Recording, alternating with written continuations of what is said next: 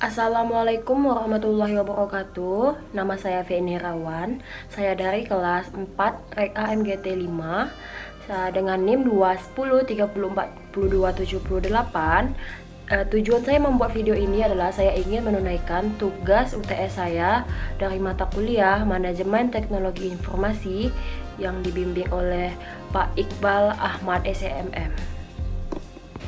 Baik, di video ini saya akan menjelaskan yang pertama perkenalan diri saya tadi, yang kedua itu tentang profil Prodi Manajemen Universitas Muhammadiyah Riau dan mengapa saya mengambil Prodi Manajemen. Yang ketiga itu saya akan menjelaskan sedikit tentang teknologi informasi dan sistem informasi dan pentingnya teknologi informasi dan sistem informasi bagi kehidupan kita sehari-hari. Yang keempat itu adalah perangkat keras komputer atau hardware dan perangkat lunak komputer atau software. Selanjutnya yaitu pengambilan keputusan di level manajemen dan penunjang sistem penunjang keputusan. Yang terakhir itu data, informasi, dan pengetahuan. Baik, pertama saya akan menjelaskan tentang profil Prodi Manajemen Universitas Muhammadiyah Riau yang dimana memiliki ketua program studi manajemen yang diketuai oleh Bapak Dr. Kustur Fikri SMM, yang dimana beliau juga mengajar di mata kuliah ilmu manajerial yang berkonsentrasi pada manajemen keuangan, manajemen sumber daya manusia, manajemen operasi, dan manajemen wirausaha. Tujuan program studi manajemen UMRI adalah menghasilkan sarjana ekonomi yang memiliki kemampuan dalam bidang pengetahuan, sikap, keterampilan, dan komunikasi yang mampu melakukan pekerjaan yang berhubungan dengan bisnis dan organisasi yang sesuai kebutuhan.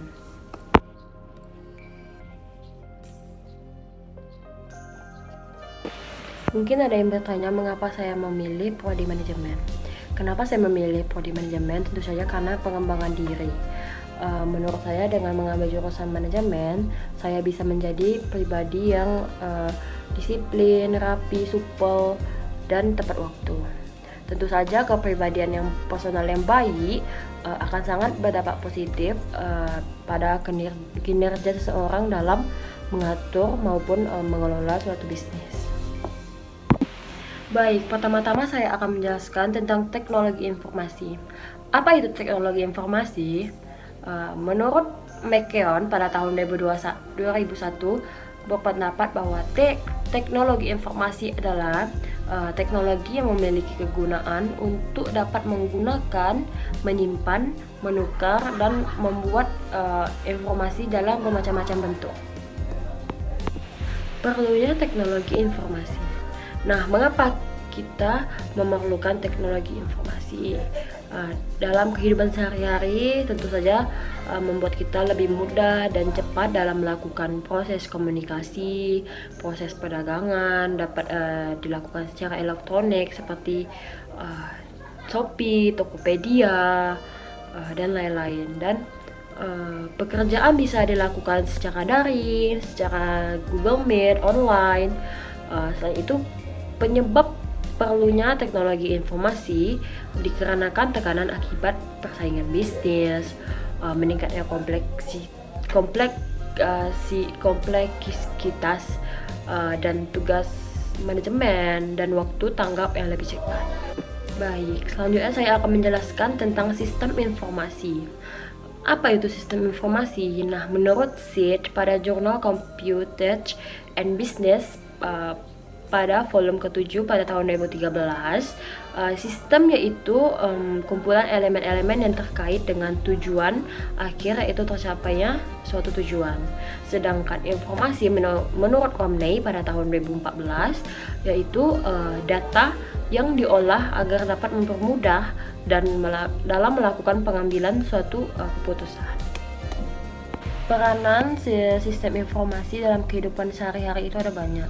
Contohnya itu yang pertama ada sistem akademis berbasis website, yang dimana kegunaan itu dapat mempermudah kita untuk mengakses data terkait akademis. Contohnya saja, kalau di Umri kita itu ada Sikuli dan Siam, yang dimana mempermudah kita secara online untuk absen, untuk berdiskusi, untuk mengumpulkan tugas atau melihat tugas apa saja yang harus kita kerjakan. Nah, yang kedua itu adalah sistem pemerintah berbasis website atau e-government, yang dimana juga dapat mempermudah kita memberikan layanan pemerintahan melalui internet. Baik, selanjutnya saya akan menjelaskan tentang perangkat keras komputer atau hardware dan perangkat lunak komputer atau software.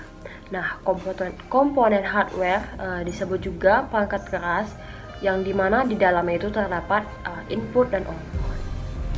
Beberapa contoh perangkat input itu yang pertama ada keyboard, yang dimana itu perangkat keras untuk yang kegunaannya untuk mengetik huruf, simbol, dan sejenisnya. Yang kedua itu ada mouse, yang merupakan perangkat kecil untuk menggerakkan pointer dengan lebih efisien. Yang ketiga itu ada mikrofon, yang dimana kegunaannya itu untuk memasukkan suara agar dapat diproses oleh sistem komputer. Yang keempat itu ada scanner, yang digunakan untuk menginput data seperti gambar. Nah, itu beberapa contoh. Selanjutnya saya akan menjelaskan tentang perangkat lunak atau software. Baik, selanjutnya saya akan menjelaskan tentang perangkat lunak software. Perangkat lunak software itu adalah peranti atau komponen dari komputer yang berbentuk data, program, dan file digital yang bisa dibaca atau dipasang dalam komputer. Beberapa jenis aplikasi perangkat lunak software yaitu ada satu, perangkat lunak sistem operasi, perangkat lunak driver, perangkat lunak aplikasi, dan yang keempat itu bahasa pemrograman. Baik, selanjutnya saya akan menjelaskan materi tentang pengambilan keputusan di level manajemen dan sistem penunjang keputusan atau Decision Support System atau DSS. Baik, yang pertama pengambilan keputusan di level manajemen. Apa itu pengambilan keputusan di level manajemen?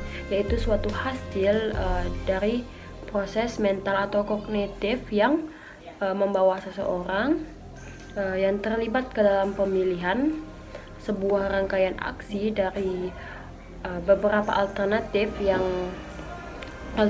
pemecah masalah yang ada. Nah, tipe-tipe pengambilan keputusan itu ada 3, yaitu terstruktur, setengah struktur, dan tidak struktur. Nah, yang pertama itu struktur. Terstruktur adalah keputusan yang dilakukan secara rutin sehingga dapat membentuk program penyelesaian, yang dimana biasanya itu dilakukan oleh manajemen tingkat bawah. Setengah struktur adalah perpaduan antara struktur dan tidak struktur, yang biasanya sifatnya rumit dan dia harus dilakukan analisis secara rinci. Yang ketiga itu adalah tidak struktur. Tidak terstruktur adalah keputusan yang tidak dapat diprogram dan tidak selalu dapat terjadi, dan biasanya ini dilakukan oleh manajemen atas. Nah, pada umumnya dalam organisasi itu juga terdapat hierarki. Nah, dalam manajemen itu ada 3 tingkatan. Yang pertama itu ada manajemen puncak, yang kedua itu ada manajemen menengah, yang ketiga itu ada manajemen operasional. Yang pertama itu adalah manajemen puncak, yang dimana tugasnya itu adalah melakukan perencanaan dan mengambil keputusan. Yang kedua itu ada manajemen menengah, yang mana tugasnya adalah melakukan pengawasan yang berfokus pada administrasi dan pengelolaan sumber daya. Yang ketiga itu ada manajemen operasional, yang dimana tugasnya itu adalah terkait dengan kegiatan harian.